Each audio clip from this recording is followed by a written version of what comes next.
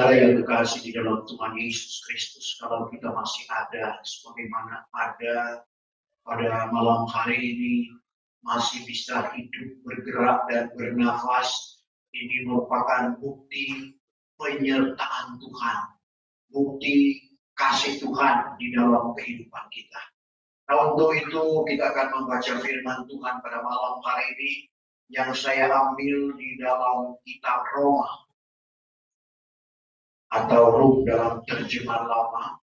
Roma pasal 12 ayat 1 dan ayat yang kedua, dan untuk menghormati pembacaan firman Tuhan, saya jemput Bapak Ibu saudara sekalian bangkit berdiri. Saya akan baca dalam Alkitab terjemahan lama. Berbagai-bagai nasihat ibadat yang patut. Ayat 1 Roma 12. Sebab itu, hai saudara-saudaraku, aku mintalah kamu oleh sebab segala rahmat Allah mempersembahkan tubuhmu menjadi korban yang hidup lagi kudus dan yang berkenan kepada Allah. Maka itulah ibadahmu yang patut. Dan jangan kamu menurut teladan orang dunia ini, melainkan ubahkanlah rupamu dengan pembaharuan hatimu, supaya kamu dapat mengenal apa kehendak Allah, yaitu akan hal yang baik dan yang berkenan dan yang sempurna. Terima kasih. Puji Tuhan, silakan. Firman Tuhan yang kita baca dan dengar pada malam hari ini merupakan suratan dari Rasul Paulus yang ditujukan kepada jemaat yang ada di Roma. Kita sudah tahu bersama tentang latar belakang kehidupan dari Rasul Paulus. Dia adalah penganiaya orang-orang yang percaya kepada Tuhan Yesus Kristus pada zaman itu. Bahkan di dalam kisah pasal yang ke-7, kematian dari Stefanus, Paulus ada di sana. Tetapi karena Tuhan punya rencana yang besar di dalam kehidupannya, pada waktu dia menghambat kemajuan orang-orang yang percaya, pada waktu dia menuju ke Damsyik, Bapak Ibu Saudara, di tengah perjalanan Tuhan mencegat dia. Dan akhirnya dia menjadi buta dan tidak dapat melihat. Dan pada waktu itu Tuhan berkata kepada Ananias untuk melawat Paulus yang ada di jalan yang bernama Lurus. Tetapi Ananias tahu siapa orang ini, siapa Saul, siapa Saulus sebelum menjadi Paulus. Itu diketahui oleh Ananias. Sebab itu pada waktu Tuhan menyuruh dia untuk pergi ke jalan yang bernama Jalan Lurus, di sana ada Saul sebelum menjadi Paulus. Sekali lagi ada penolakan dari Ananias. Kalau kita baca di dalam Kisah Rasul 9 ayatnya yang ke-7 mulai. Maka orang yang berjalan bersama-sama dengan dia, itu berdiri tercengang, mendengar suara itu, tetapi jangan apa orang seorangku. Maka Saul pun bangkit daripada rupanya. Apabila matanya terbuka, suatu pun terlihatnya, lalu dipimpin orang lainnya, dia masuk ke negeri Damsyik. Maka tidak ada banyak ia tidak berpenglihatan, dan tidak makan atau minum pun. Maka di Damsyik ada seorang murid bernama Ananias. Maka di Damsyik ada seorang murid bernama Ananias. Tuhan menyampaikan firman Tuhan dalam satu penglihatan kepada Ananias. Hai Ananias, sahaya Tuhan.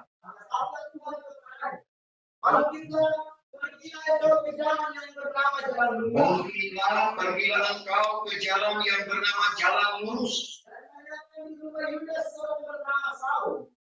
Orang Tarsus, karena sekarang ia berdoa, dan sudah nampak seorang bernama Ananias, dan yang masuk ke dalam laki bernama di atasnya, supaya ia berpenglihatan pula. Maka jawab Ananias, ya Tuhan, Allah sudah mendengar banyak dari sudah mendengar banyak dari hal orang ini. Berapa jahat dilakukannya kepada segala orang suci Tuhan di Yerusalem.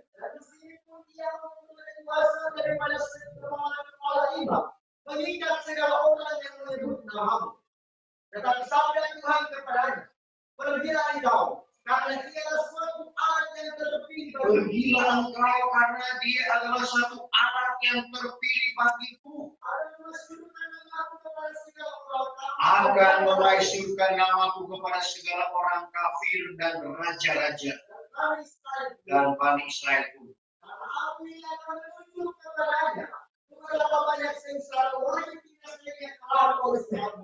Karena aku ini akan menunjukkan kepadanya berapa banyak sengsara wajib dirasainya oleh sebab namaku. Bapak Ibu Saudara yang kekasih di dalam Tuhan Yesus Kristus, bagaimana Tuhan memanggil akan Saul sehingga dia menjadi seorang rasul. Tapi setelah dia dipanggil menjadi seorang rasul, ternyata bahwa semenjak dari dalam rahim ibunya, dia sudah dipilih oleh Tuhan. Karena suratannya kepada jemaat yang ada di Galatia, Galati 1 ayatnya yang ke-15. Setelah sudah dikehendaki Allah, yang memilih aku, Paulus, dari dalam rahim ibunya, memanggil aku dengan anugerahnya. Paulus mengungkapkan sejak dari dalam rahim ibunya, dia telah dipilih oleh Tuhan. Bahkan apa yang dia suratkan kepada jemaat yang ada di Efesus, sebelum dunia ini dijadikan, kita sudah ada di dalam rencana Tuhan. Jadi luar biasa kehidupan Bapak Ibu saya dan saudara yang telah dipilih oleh Tuhan, termasuk Paulus. Karena sekali lagi dikatakan dalam Efesus 1 ayatnya yang keempat. Sebagaimana ia memilih kita di dalam Kristus itu. Sebagaimana ia yang memilih kita di dalam Kristus Yesus itu. Sebelum dunia ini dijadikan sampai situ. Jadi Bapak Ibu saya dan saudara, sebelum dunia ini dijadikan, kita sudah ada di dalam rencana Allah. Yohanes 15 ayat 16, karena bukan kita yang memilih Tuhan, tapi Tuhanlah yang memilih kita. Sebab itu kita bersyukur kalau kita ada di dalam pilihan Tuhan. Sehingga apa yang disuratkan oleh Paulus kepada jemaat yang ada di Roma, yang datang juga kepada Bapak, Ibu, saya dan saudara. Dalam Roma 12 ayat 1, sebab itu, hai saudara-saudaraku, aku mintalah kamu oleh sebab segala rahmat Allah mempersembahkan tubuhmu menjadi korban yang hidup, lagi kudus dan yang berkenan kepada Allah. Maka itulah ibadahmu yang patut. Salinan lain, itulah ibadah kita yang sejati, yaitu kita perlu mempersembahkan kehidupan kita ini menjadi korban yang hidup, kudus dan berkenan kepada Tuhan. Itulah yang Tuhan inginkan di dalam kehidupan kita. Karena ada yang tidak berkenan kepada Tuhan. Sebelum kita menyelidik bagaimana yang berkenan kepada Tuhan, apa yang harus kita buat supaya Tuhan senang akan kehidupan kita, ternyata ada yang menjadi kebencian Tuhan, ada yang menjadi kekejian Tuhan. 6 yang menjadi kebencian Tuhan, bahkan 7 yang menjadi kekejian Tuhan, yang dikatakan oleh Raja Soleman sebagai raja yang penuh dengan hikmat di dalam Amsal 6 ayatnya yang ke-16. Amsal 6 ayat 16.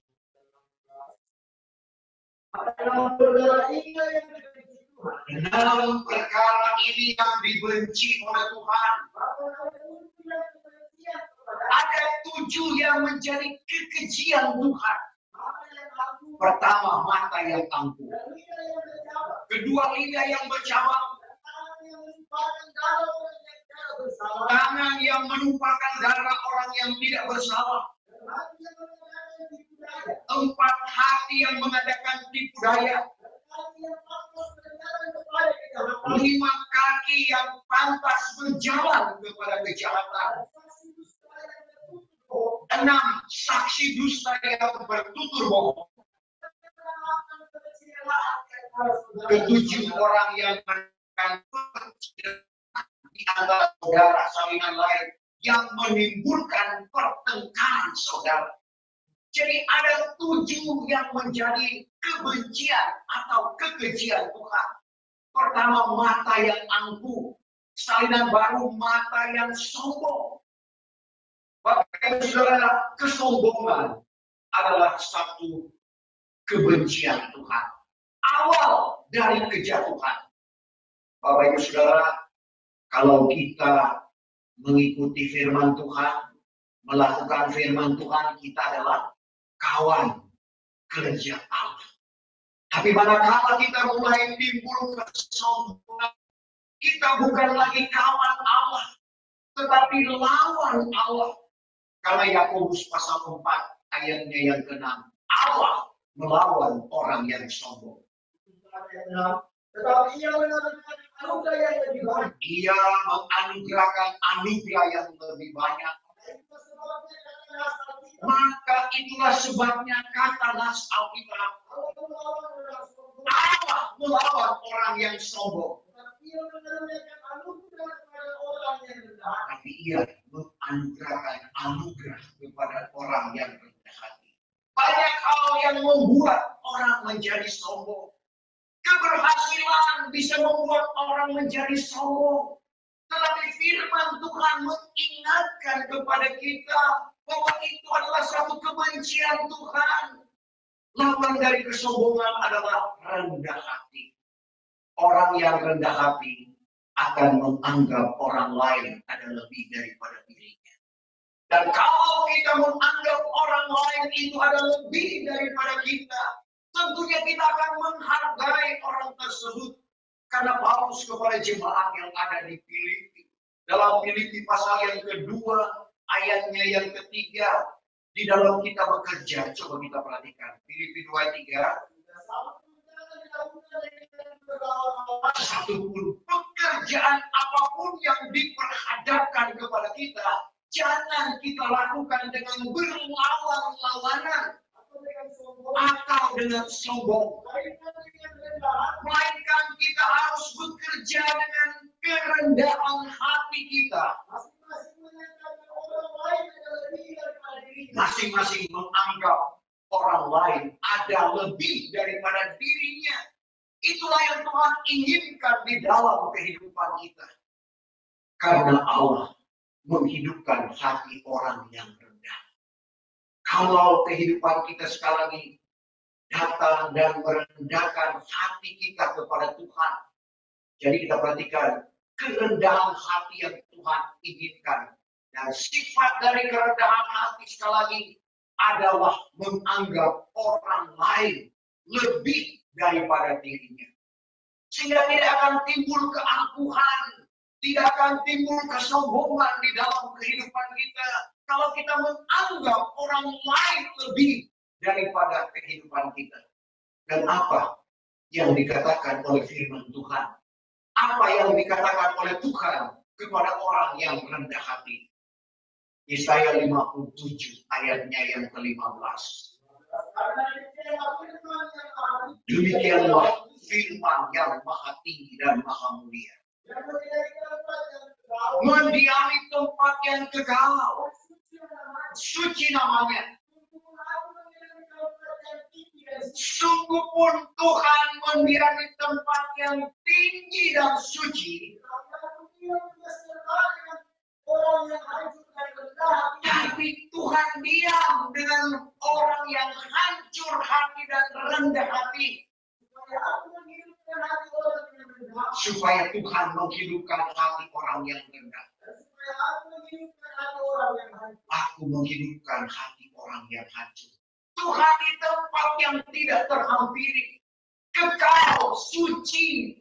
Tapi dia diam di antara orang yang rendah hati. di dalam kehidupan kita kedamaian. Bapak Ibu Saudara, meskipun kita banyak kali diperhadapkan dengan persoalan, banyak kali kita diperhadapkan dengan tantangan hidup, tapi kalau Tuhan ada di dalam kehidupan kita, damai Tuhan anugerahkan, sejahtera Tuhan anugerahkan di dalam kehidupan kita. Artinya segala masalah kehidupan kita dapat terkalahkan oleh karena Tuhan ada bersama-sama dengan kita. Dan janji Tuhan dalam Yohanes 14 ayatnya yang ke-27. Sejahtera-Ku sendiri Aku karuniakan kepadamu. Bukan seperti yang diberikan sampai 2 kali. Sejahtera-Ku sendiri Aku karuniakan kepada kamu. Sebab itu tidak usah susah dan takut. Yohanes 14 ayat 27. Kata Tuhan Yesus, sejahtera Aku tinggalkan kepadamu. Sejahtera sendiri Aku berikan kepadamu. Bukan seperti diberi oleh dunia ini. Aku berikan kepadamu, kata Tuhan. Jangan susah dan jangan takut. 2 hal ini yang banyak kali menimpa kehidupan kita, susah dan takut. Tapi kalau sejahtera itu Tuhan anugerahkan di dalam kehidupan kita, susah dan takut itu akan hilang. Karena Allah beserta dengan kita. Allah bersama-sama dengan kita. Yang kedua, lidah yang bercabang. Salinan lain, lidah dusta. Lidah yang bercabang itu adalah ular. Saudara, kelicikan dari ular untuk memangsa mangsanya, dia keluarkan lidahnya yang bercabang. Dan ternyata bahwa ular ini adalah binatang yang paling cerdik yang diciptakan oleh Tuhan. Sebab itu iblis Lucifer mempergunakan binatang yang paling cerdik ini memperdaya manusia pertama.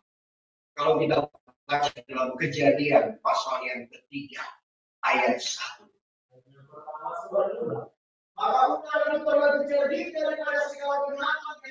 Ular adalah binatang yang terlebih cerdik daripada segala binatang yang ada di atas bumi. Dan dijadikan Tuhan Allah. Kata ular kepada perempuan itu, barangkali firman Allah.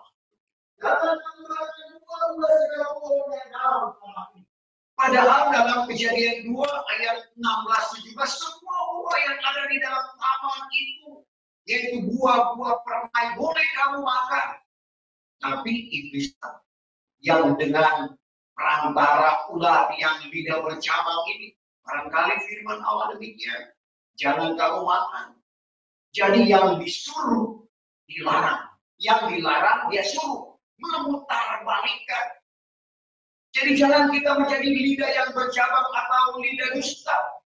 Kita perlu cerdik seperti ular, tapi harus disertai dengan ketulusan hati. Karena kalau cerdik tanpa ketulusan, licik namanya. Untuk itu Tuhan Yesus katakan dalam Matius 10 ayat yang ke-16, Matius 10 ayat 16.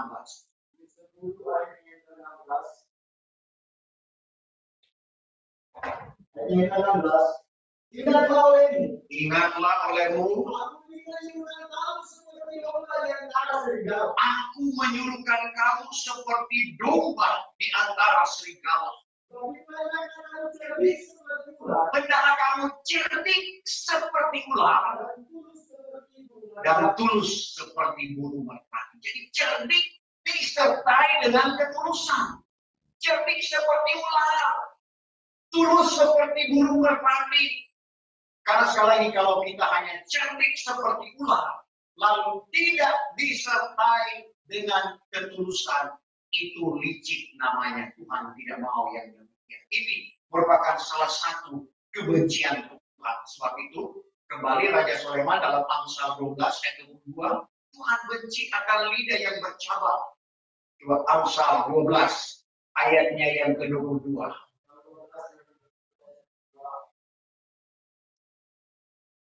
Bahwa tidak bercabang itu kebencian kepada Tuhan. Tidak bercabang itu kebencian kepada Tuhan. Orang yang berlaku dengan tulus hatinya. Orang yang berlaku dengan tulus hatinya, itulah kesukaannya. Jadi ketulusan ini juga di dalam kita mengerjakan pekerjaan Tuhan yang Tuhan undangkan di dalam kehidupan kita sebagai badan pengurus pusat gereja segala bangsa, sebagai badan pengurus daerah gereja segala bangsa, bahkan sebagai pengurus wilayah, pengurus jemaat, gembala dan pelayan sidang. Mari kita mau kerjakan pekerjaan Tuhan disertai dengan ketulusan. Karena meskipun yang kita lakukan benar, tapi kalau tidak disertai dengan ketulusan hati, tidak disertai dengan segenap hati, seperti Raja Amazia di dalam 2 Tawarik pasal yang ke-25 ayat yang kedua. Apa yang Baginda lakukan benar, tapi sayangnya tidak dengan segenap hati, tidak dengan ketulusan hati. Jadi ketulusan hati ini penting, tulus seperti merpati. Coba 2 Tawarik 25 ayat yang kedua. Dibuat Baginda Amazia Raja Yehuda barang yang benar kepada Tuhan, tapi bukan dengan segala tulus hati. Sekali namanya bukan dengan segenap hati. Di dalam kita mengerjakan pekerjaan Tuhan, di dalam kita melakukan yang benar, harus disertai dengan ketulusan hati. Dan yang ketiga, tangan yang menumpahkan darah, yaitu orang yang membunuh. Saudara, dari Zaman Torah dalam Keluaran 20 ayat 13, membunuh itu dilarang. Jangan kamu membunuh. Dan itu kembali diungkapkan oleh Rasul Paulus kepada jemaat yang ada di Roma dalam Roma pasal 13 ayat yang ke-9. Firman ini, jangan engkau bersinah, jangan engkau membunuh, jangan engkau mencuri, jangan engkau tamat.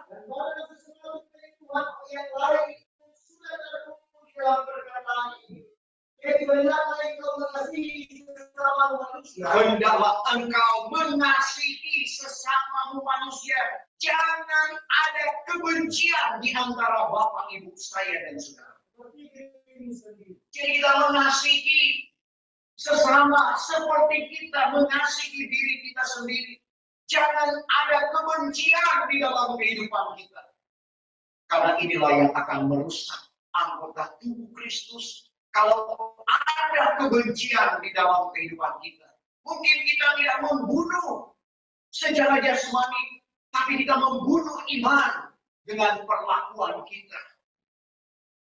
Dan yang selanjutnya, 4, hati yang mengadakan tipu daya atau rencana jahat di dalam salinan baru. Jadi kita perhatikan, hati ini perlu kita jaga. Jangan sampai ada rencana jahat di dalam hati kita. Suatu Raja Sulaiman katakan dalam Amsal 4 ayat 23, peliharakanlah hatimu terlebih daripada segala yang patut dipeliharakan. Ya, mungkin kalau saya tanya kepada anak-anak muda, istilah sekarang ABG, apa yang patut dipeliharakan?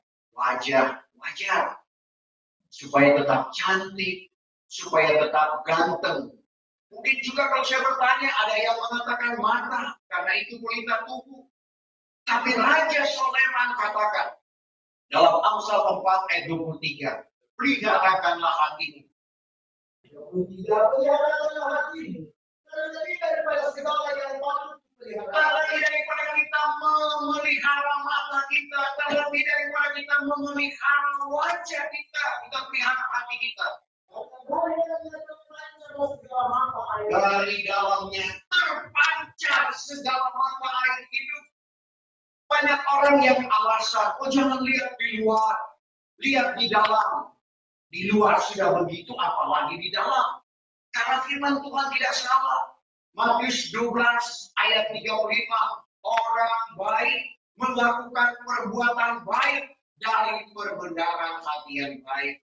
Orang jahat melakukan perbuatan yang jahat dari perbendaharaan hati yang jahat. Jadi semua bersumber, apa yang ada di luar kita itu berasal dari dalam hati kita. Untuk itu kita pelihara hati kita. Bagaimana cara kita memelihara hati kita? Mazmur berkata, dalam Mazmur 119 ayat 11, segala firman-Mu telah kutaruh dalam hatiku, supaya aku tidak berdosa kepada Tuhan. Jadi kita taruh firman Allah yang baik di dalam hati kita, supaya kita tidak berdosa kepada Tuhan. Demikian pun Paulus dalam Ibrani 6 ayat yang kelima, bagian A, yang masuk hati firman Allah yang baik. Sekali lagi, kalau firman Allah yang baik kita taruh di dalam hati kita, meskipun seperti Paulus yang tadinya jahat, dia menjadi orang yang baik. Karena firman Allah itu mampu mengubah kehidupan seseorang yang jahat menjadi orang yang baik. Yang kelima, kaki yang pantas berjalan kepada kejahatan. Salinan baru, kaki yang segera lari menuju kejahatan.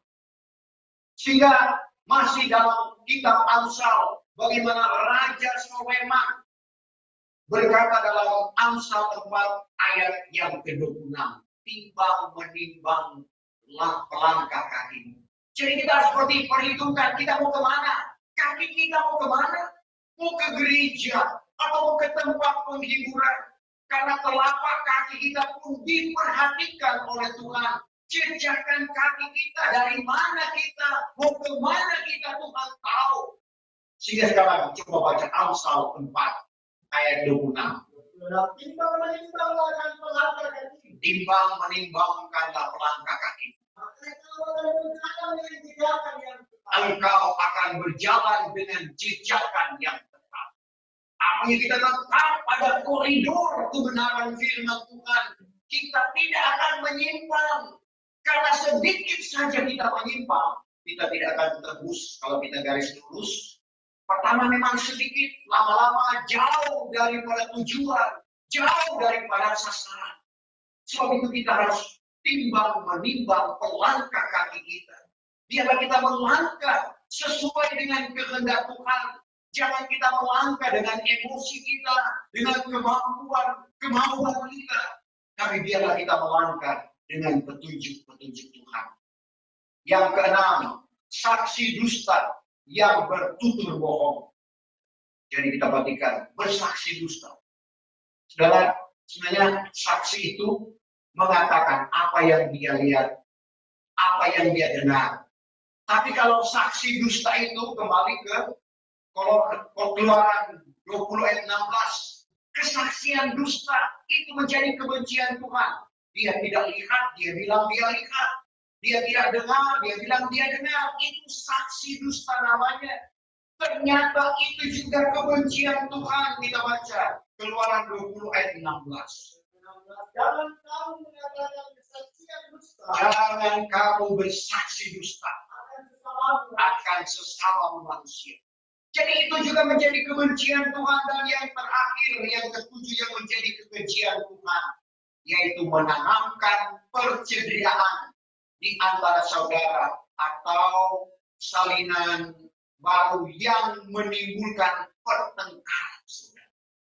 Saudara, banyak kali pertengkaran muncul karena kemauan dan kehendak kita yang kita mau paksakan kepada orang lain. Sehingga terjadi pertengkaran. Dan sekali lagi ini menjadi kebencian Tuhan. Lalu apa yang Tuhan mau di dalam kehidupan kita? Ayat firman Tuhan yang kita baca pada malam hari ini.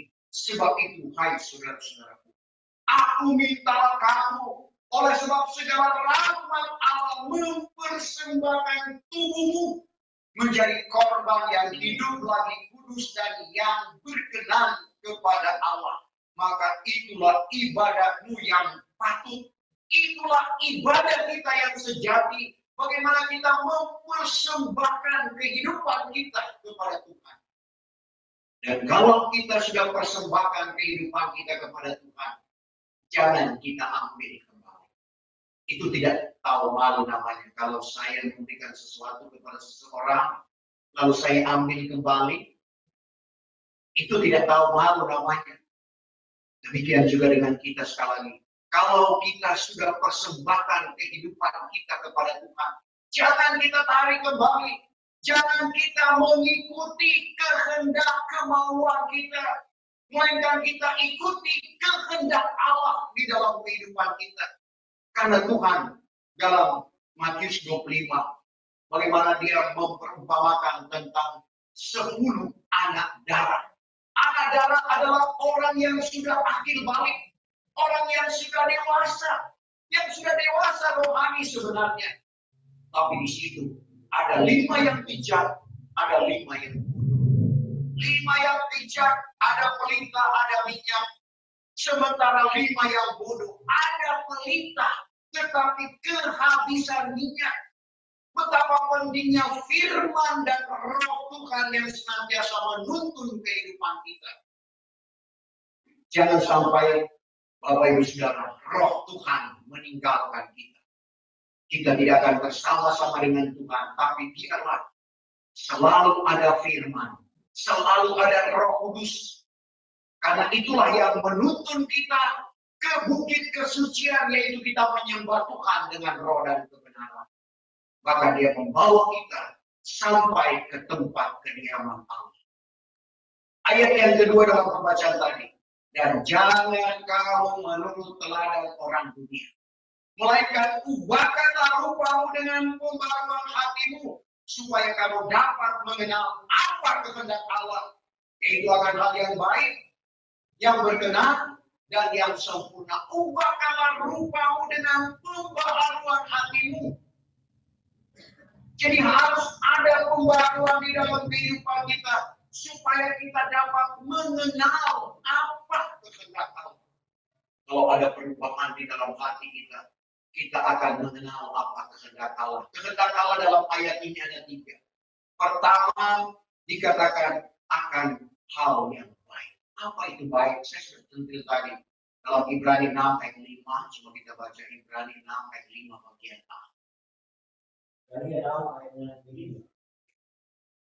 Dan yang sudah masuk hati, firman Allah yang baik. Yang sudah masuk hati, firman Allah yang baik. Jadi firman Allah yang baik ini sekali lagi, dia dapat merubah kehidupan seseorang yang jahat. Karena firman Tuhan, Yohanes 1 ayat 1 pada mulanya adalah firman. Firman itu bersama-sama dengan Allah. Dan firman itu juga adalah Allah. Betapa pentingnya firman Tuhan itu. Dan firman Tuhan itu kata Rasul Paulus dalam Ibrani 4 ayat yang ke-12. Firman Allah itu hidup dan berkuasa. Lebih tajam dari pedang bermata 2. Makan dalam, menceraikan nyawa dan roh serta sendi dan sumsum. Dan tahu menyelidik segala ingatan dan niat hati. Itulah firman Allah yang hidup, pedang bermata 2. Banyak kali orang pakai firman untuk menyalahkan orang lain. Dia tidak tahu firman itu juga datang kepada dirinya. Sehingga kadang-kala mimbar dijadikan tempat penghakiman. Mimbar dijadikan tempat pengadilan. Tidak heran kalau jemaat lari kalau mimbar itu dijadikan tempat pengadilan. Tapi biarlah kita renungkan Bapak Ibu Saudara bahwa firman itu ya dan amin. Firman itu berkuasa. Karena firman itu adalah Tuhan, itulah yang baik. Kita tahu itu. Bukan kita tidak tahu. Dan cara untuk mengetahui itu, kita harus mencari Tuhan. Seperti yang kita lakukan pada malam hari. Karena Raja Sulaiman dalam Amsal 28 ayat yang ke-5. Amsal 28 ayat yang ke-5. Orang jahat tidak mengerti barang yang benar. Orang yang mencari Tuhan mengerti segala perkara. Kalau kita mencari Tuhan, kita akan mengerti segala perkara. Kita tidak akan berkata mengapa terjadi demikian. Karena segala sesuatu sudah diungkapkan lewat firman Tuhan. Firman Tuhan ini menceritakan yang sudah jadi, sementara jadi, dan yang akan jadi. Kita tinggal mengamenkan. Bagian yang kedua, kehendak Allah yang berkenan. Kita tahu ini berkenan atau tidak. Karena kadang-kadang orang tidak menyadari bahwa apa yang dia lakukan berkenan, tidak berkenan kepada Tuhan. Lapor melapor. Selalu dikhotbahkan, tapi kita lakukan. Seolah-olah tidak lagi tahu apa yang berkenan dan apa yang tidak berkenan. Sebab itu harus ada perubahan di dalam hati kita. Supaya kita mengenal ini berkenan, ini tidak berkenan. Dan yang terakhir adalah sempurna.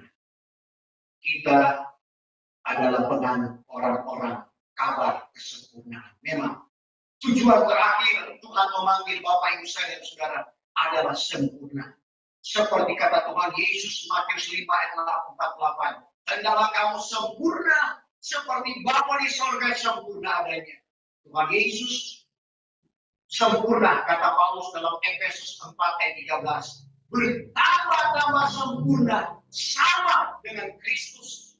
Jadi kita perhatikan Bapak Ibu Saudara yang kekasih di dalam Tuhan. Tujuan terakhir sekali lagi, Tuhan memanggil Bapak Ibu dan Saudara supaya kita sempurna. Menjadi sama, bukan menjadi Tuhan. Dan menggenapi doa Tuhan Yesus dalam Yohanes 21. Yohanes 17 ayat 21. Kita baca ini. Supaya semuanya menjadi satu juga sama seperti yang dalam anak. Supaya semua Bapak Ibu saya dan saudara menjadi satu seperti Bapa di dalam Kristus. Dan aku pun di dalam engkau. Aku pun di dalam engkau, Kristus di dalam Bapa. Supaya mereka itu pun jadi satu di dalam kita. Salah sampai di situ. Supaya mereka, Bapak Ibu saya dan saudara, satu dengan Bapa, satu dengan anak. Kita akan menjadi satu apabila kita sudah disempurnakan. Kesempurnaan itu di bumi. Sebagai ayat-ayat terakhir kita perhatikan dalam 1 Tesalonika 5 ayatnya yang ke-23. Kedatangan Tuhan pada kali yang kedua. Bukan lagi mencari orang yang berdosa seperti kedatangannya yang pertama. Tetapi dia mencari orang-orang yang sudah sempurna, artinya lengkap, tidak bercacat celah. 1 Tesalonika 5 ayat 23. Maka Allah sendiri yang pohon sejahtera itu. Allah sendiri yang pohon sejahtera itu. Menguduskan kiranya kamu dengan sempurna. Sempurna artinya lengkap. Roh, nyawa, tubuh kamu terpelihara dengan tidak bercacat celah pada masa kedatangan Tuhan Yesus Kristus dan Allah. Pada waktu kedatangan Tuhan kali yang kedua, dalam Matius 24 ayat 30-31, di mana Tuhan akan datang di atas awan dari langit dan dia akan menyuruhkan malaikatnya untuk meniupkan sangkakala yang besar bunyinya dan menghiburkan orang-orang pilihan dari tepi langit ke tepinya yang lain sehingga tidak salah ada pujian. Kalau bunyi sangkakala, kalau bunyi sangkakala ada. Karena kalau bunyi sangkakala kita tidak ada di sana, berarti kita ada di bumi, masuk pada zaman antikris, kerusakan yang belum pernah terjadi dan tidak pernah akan terjadi lagi. Sebab itu firman Tuhan datang dan Tuhan sudah mengungkapkan bagaimana kita menjadi sempurna lewat 7 tingkat iman yang kita tekuni saat ini. Tuhan kiranya memberkati firman Tuhan pada malam hari ini. Sejumlah kita bangkit berdiri. Kita sempurnakan ibadah kita. Yohanes 4 ayat 23-24. Setiap penyembah yang benar diwajibkan untuk menyembah Bapa dengan roh dan kebenaran. Betapa besar kasih-Mu, Allahku.